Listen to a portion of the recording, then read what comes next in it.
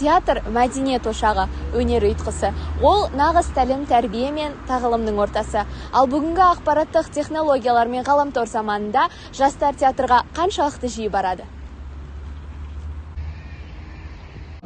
Осы күнге шейін тек қана 1-2 рет қана келдім.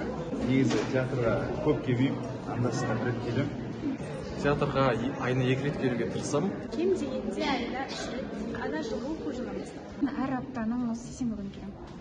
Өзім қалаған кезде немесе қызықты бір премьералар болған кезде достарым шақырғанда барып тұратын бар. Бүгінде жастардың театрға қызығушылық артуда.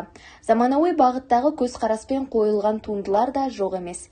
Мәселен, Алматы қаласындағы Ғабит Мүсірепов атындағы Қазақ мемлекеттік балалар мен жасөспірімдер театрында қазіргі жеткіншектерді қызықтыратын тақырыпта спектакльдер жиі қойылады. Жаңағы пандемия, әлемде болған пандемиядан кейін біраз біздің жаңағы жастарымыз кішкене сол уақытта бір не болып қалды. Соған дейінгі мен қазіргі кейінгіні салыстырған кезде бізде кейінгі кезде жастар өте жақсы келеді. Көптеген қазір жастарда қызығушылық бар. Соның ішінде бізде қазір Махаббат қызық мұз жылдар деген қойылым бар. 1-2 жыл болды шыққанына. Ол спектакльге бізге алдын ала қалай тикетонға салынып билет қалмайды. Соңғы шыққан кезде неден спектакльдерден Қарагөз бар, Құлагер спектакліміз бар, классика жағынан Шағала бар.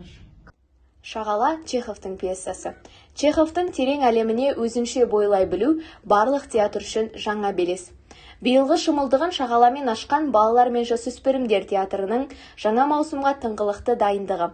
Ұжымның арадағы үзілістен кейін жаңа серпінмен қызу процеске енуі қуантарлық жайт.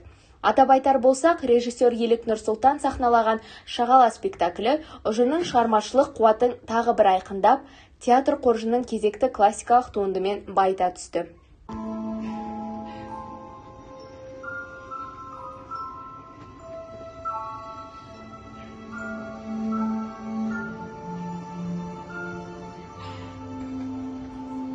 Егер жастар театрға жиі баратын болса, пьесаларды көріп қана қоймай, көкейінде жүрген сұрақтарға жауап алатынды сөзсіз.